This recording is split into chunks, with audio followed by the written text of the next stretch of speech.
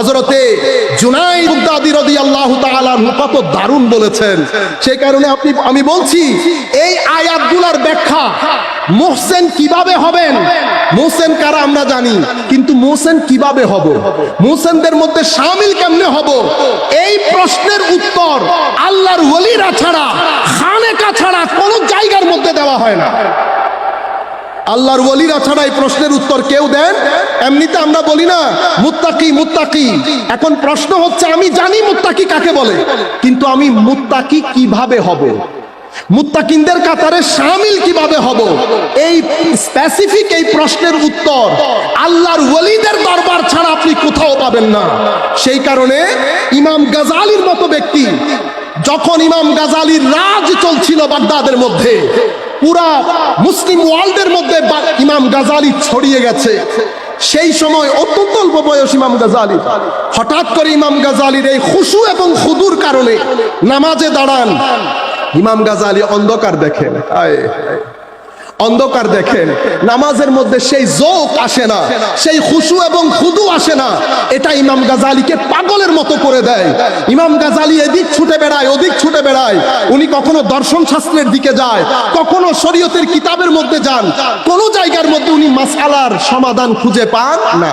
মানে এমন নামাজ, যেই নামাজের মধ্যে আমার কোনো পর্দা থাকবে না, আমি চোখ বন্ধ করলে তাজাল্লিয়াতে খুদাবন্দি আমার নজরে আসবে, আমি যখন রুকুতে যাব রুকুর যৌক থাকবে, সিজদাতে গেলে সিজদার যৌক থাকবে, আমার ভিতরে অন্তর নরম হবে, আমার চোখ দিয়ে পানি বের হবে, তাজাল্লিয়াতে খুদাবন্দির ওই যৌকের মধ্যে আমার নামাজ শেষ হবে।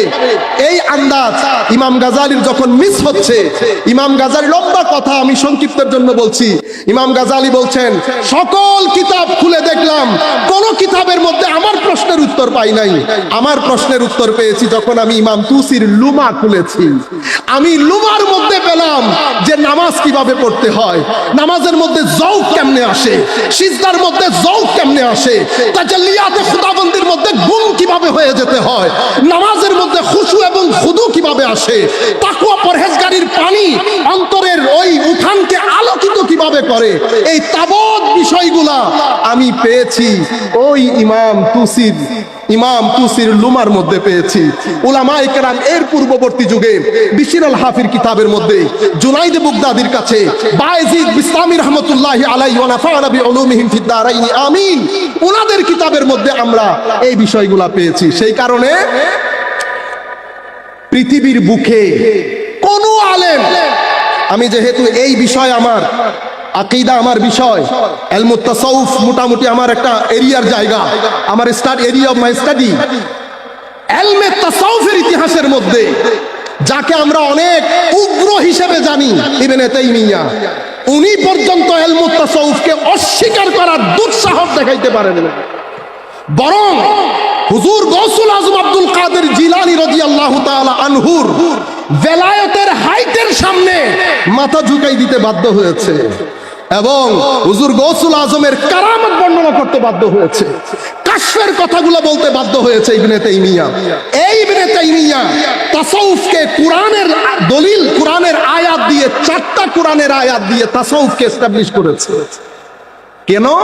কারণ সুফিয়ায়ে কেরাম যারা আল্লাহর ওলি ছিলেন, তারা জাহেরান এবং বাতেনান, প্রকাশ্যে এবং অপ্রকাশ্যে মুহাম্মদুর রাসূলুল্লাহ সাল্লাল্লাহু আলাইহি ওয়াসাল্লামের তালিমাতের সত্যিকার অর্থে ধারক এবং বাহক ছিলেন। জাহের এবং বাতেনে আমার নবী কেমন ছিলেন, কোন ব্যক্তি যদি লিখতে চান ইমাম গাজালিকে দাঁড় করিয়ে দেন, জাহের এবং বাতেন দেখে দেখে আপনি আমার নবীর জাহের বাতেন লিখতে পারবেন। আপনি ইমাম তুসিকে দাঁড় করিয়ে দেন, বায়েজিদ বিস্তামিকে দাঁড় করিয়ে দেন, জুনাইদ আল বুগদাদিকে দাঁড় করিয়ে দেন, হারিস আল মুহাসিবিকে দাঁড় করিয়ে দেন, জুন্নুন মাসরিকে দাঁড় করিয়ে দেন, ইমাম নূরিকে দাঁড় করিয়ে দেন, আপনি ওনাদের লাইফ স্কেচ দেখে ওনাদের উঠা বসা, চাল চলন, কথা বার্তা, জলওয়াত খালুয়াত, দিন রাত সবকিছু আমার নবীর জাহের এবং বাতেনকে রিপ্রেজেন্ট করে। যার কারণে পৃথিবীর ইতিহাসের কোন মানুষ, কোন আলেম তাসাউফের বিরুদ্ধে কখনো কলম ধরতে পারে, আল্লাহর কোন ওলির বিরুদ্ধে কখনো কলম ধরতে পারেন নাই। আপনাদেরকে বলছি, কিছুদিন আগে আমি একটা জায়গায় গিয়েছি, আপনি দেখেন প্রশ্নগুলা কিরকম। আপনি কোরআনে পাক থেকে একটা আয়াত দেখাবেন যে আয়াতের মধ্যে আল্লাহ তাসাউফের কথা বলেছেন। এখন এই প্রশ্নগুলা এতগুলা মানুষের সামনে আপনি যখন প্রশ্নগুলা করবেন, স্বাভাবিকভাবে মানুষ একটু ইতস্তত বোধ করে না, মানুষ মানে মোরালি ব্রোকেন হয়ে যায়। তো আমি তাকে বললাম যে আপনি এই একটা আয়াত দুইটা আয়াত না, আমি আপনার সাথে আমার একটা আন্ডারস্ট্যান্ডিং শেয়ার করি, আমি আপনাকে কিছু প্রশ্ন করব। তার আগে তাকে বলেছি যে কখনো মনে করবেন না যে আপনি প্রশ্ন করে মাথার উপরে উঠে গেছেন। আমি ঘাস কেটে আসি নাই। প্রশ্ন করার আগে প্রশ্ন হজম করার মতো শক্তি গায়ে নিয়ে তারপরে প্রশ্ন করবেন। আপনি মনে করছেন আপনি প্রশ্ন করে আকাশে উঠে গেছেন, ঠিক সেরকম না। আমিও মালয়েশিয়া, মিশর, ইংল্যান্ডের মধ্যে ঘাস কাটি নাই। আপনি যেখান থেকে শুরু করেছেন সেই জিনিসগুলো আমার জানা আছে। তার আগে আপনি দেখেন, তার আগে আরেকটা মানুষ জিজ্ঞেস করছে সুন্নতে রাসূল সাল্লাল্লাহু আলাইহি ওয়াসাল্লাম যে ইসলামী শরীয়তের মূল ভিত্তি, এটা আমি মানি না। দেখছেন, মানে আপনি কয়টা ফিতনার সম্মুখীন হবেন। এক ব্যক্তি সুন্নতে রাসূল মানে না, উনি তাসাউফ মানে না। আমি বলছি আরেকজন আর বসে আছেন কেন? আপনিও দাঁড়ান, আপনিও বলেন যে আমি মাযহাব মানি না। হয়ে গেল তো, আমি নাম দিয়ে দিচ্ছি আহলে কোরআন, আহলে হাদিস, আহলে কোরআন, আহলে হাদিস, আর ওইটা মুনকিরে তাসাব্বুফ। আপনি আর বসে আছেন কেন?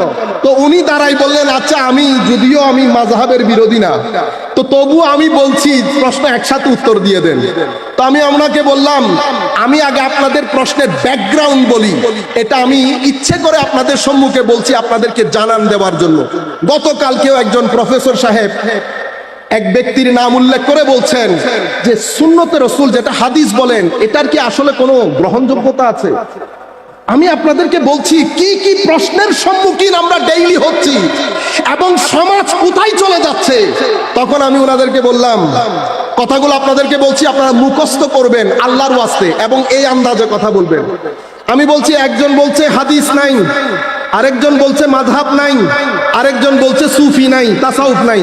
আমি বলছি আশ্চর্যের বিষয় হচ্ছে এই প্রত্যেকটা কথার কোনোটা কথা মুসলমান বলে না। এটা কোত্থেকে শুরু হয়েছে জানেন? আমাদের এশিয়া মহাদেশ ইংলিশরা ছেড়ে দেওয়ার সময় তারা একটা স্কলাস্টিক বডি তৈরি করেছে। তাদেরকে আমরা ইংরেজিতে ওরিয়েন্টালিস্ট বলি, আরবিতে মুস্তাশরিকিন বলি, বাংলাতে প্রাচ্যবিদ বলি। তাদের কাজ কি? তাদের জন্য অনেক টাকা খরচ করা হয়, যেটা একটা গবেষণা কেন্দ্র। তাদের কি গবেষণার মূল প্রতিপাদ্য বিষয় কি? গবেষণার মূল বিষয় হচ্ছে মুসলমানদের কৃষ্টি কালচার, মুসলমানরা কিভাবে চিন্তা করে, মুসলমানদের ঈমানের ভিত্তি, মুসলমানদের সাথে মুসলমানদের নবী, মুসলমানদের সাথে মুসলমানদের ওলি, এটা তাদের মধ্যে কি পরিমাণ স্থান দখল করে, তাদের সাথে সম্পর্ক, সবকিছু মিলিয়ে তাদের গবেষণা। এই গবেষণা করতে গিয়ে ওয়েস্টার্ন স্কলাররা এই গবেষণা করতে গিয়ে তন্মধ্যে গুরুত্বপূর্ণ ভূমিকা পালন করেছেন দুইজন। একজনের নাম জন এফ শেখ, একজনের নাম গোল্ডজেহের। তারা কিতাব লিখেছে Mohammedan jurisprudence, origin of Mohammedan jurisprudence, Mohammedan সুন্নাহ, aspect of Islamic civilization, mister Arberry, Nicholson, এরকম অনেক স্কলার।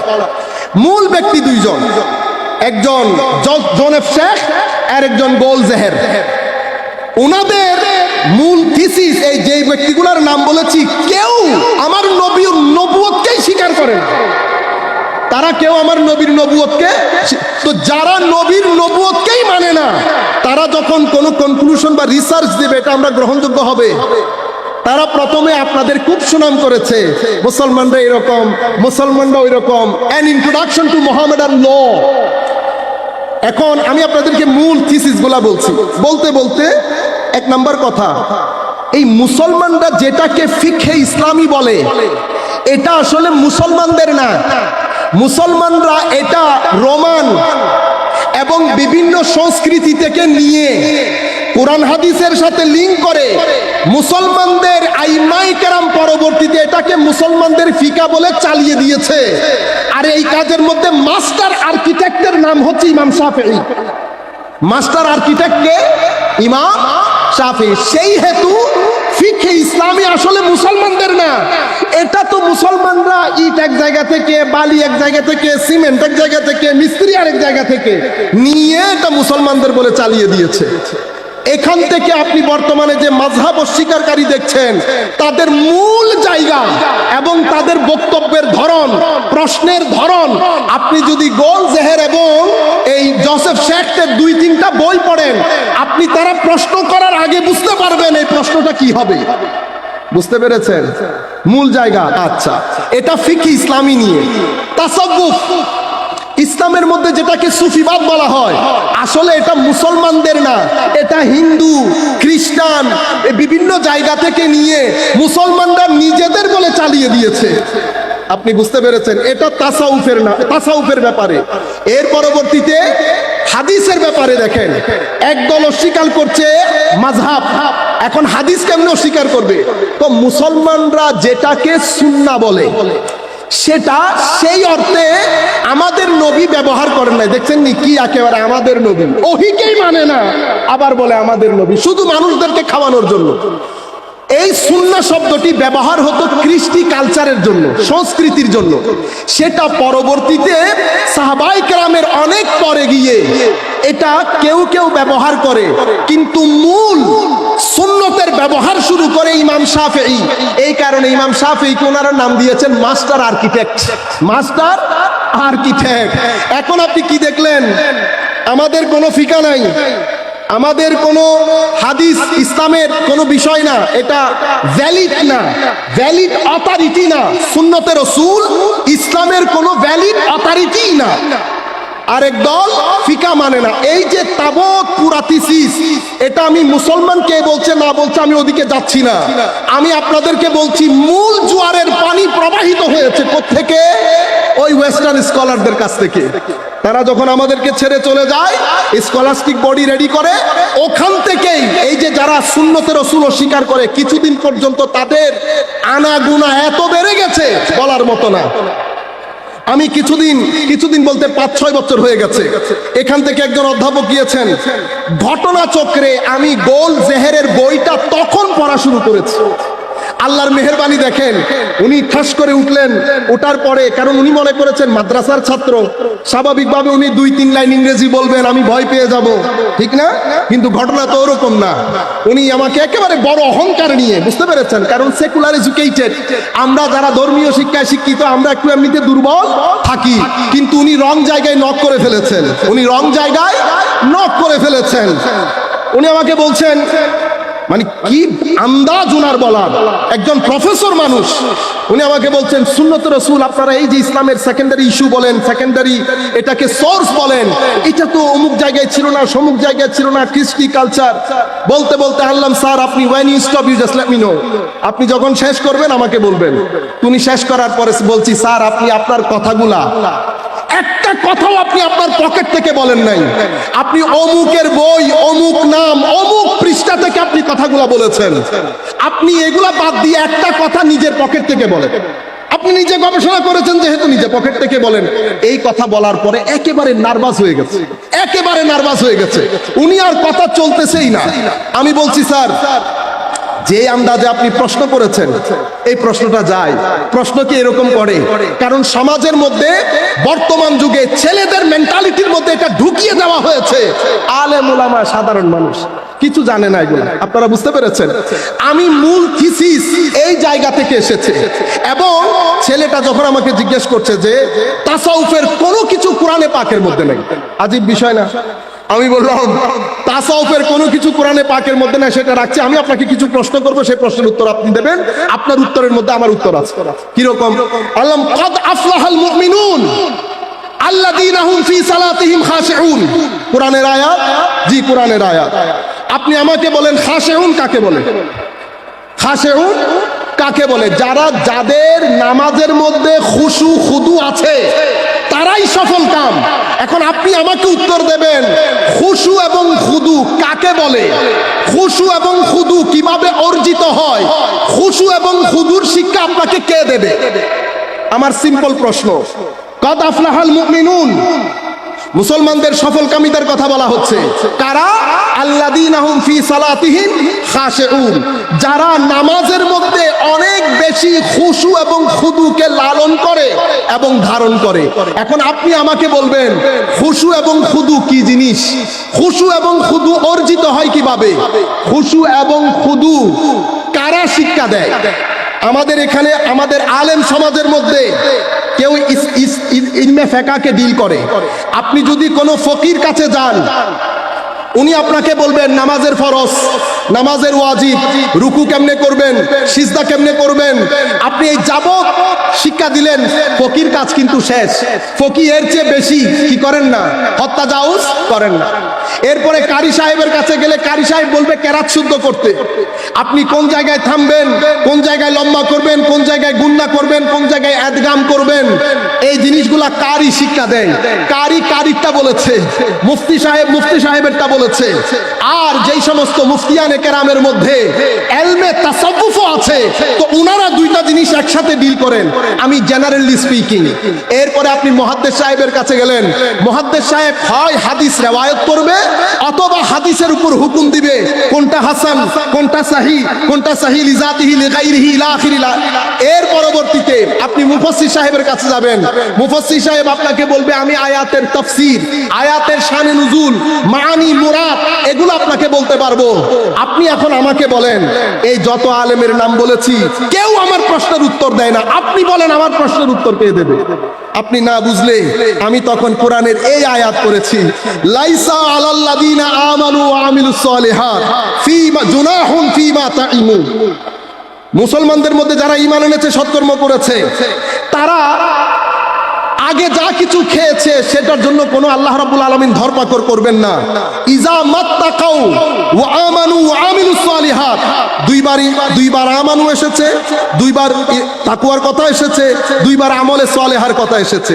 সুম্মাত তাকাও, আবার বলছে আবার তাকওয়া, ওয়া আমানু ওয়া আমিলুস সালিহাত সুম্মাত তাকাউ ওয়া আহসানু। কয় হাজার বার দেখে ঈমান এনেছে, আমল করেছে, অতঃপর ঈমান এনেছে, তাকওয়া পরহেজগারি ইখতিয়ার করেছে, অতঃপর ঈমান এনেছে, ইহসান করেছে। ওয়াল্লাহু ইউহিব্বুল মুহসিনিন, আল্লাহ মুহসিনিনদেরকে মহব্বত করেন।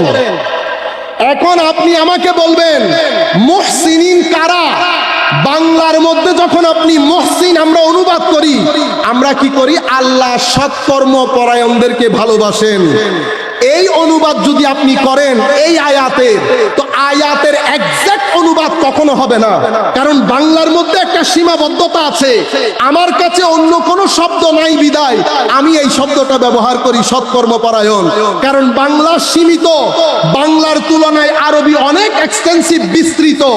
বাংলার মধ্যে শব্দের সীমিত থাকার কারণে আমরা আরবির এক্সাক্ট অনুবাদ করা অনেক সময় সম্ভবপর হয়ে ওঠে না। সেই কারণে আমরা এই শব্দগুলা ব্যবহার করে সৎকর্মপরায়ণ বলি। কিন্তু মুহসিনিনের যদি আপনি মূল ব্যাখ্যার মধ্যে যান, ও মুহসিনিনের অর্থ অবশ্যই আল্লাহর ওলি। আল্লাহর ওলিরা ছাড়া এখানে আপনি সৎকর্মপরায়ণ বললে সুষ্ঠু অনুবাদ কখনো সম্ভবপর হবে না। কেন? আল্লাহ বলছেন লাইসা আলাল্লাযীনা আমানু ওয়া আমিলুস সালিহাতি জুনাহুন ফীমা তাইমু।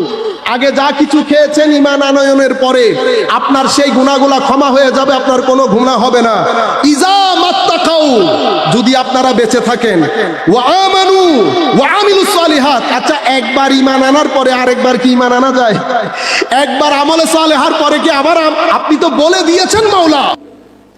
আমি আপনাদেরকে যে জিনিসটা বোঝাতে চাচ্ছিলাম, কিন্তু সেই আমাদের দ্বীনের যে স্তম্ভ ঈমান, ইসলাম এবং ইহসান, এই তিনটা জিনিস হচ্ছে আমাদের দ্বীনের স্তম্ভ।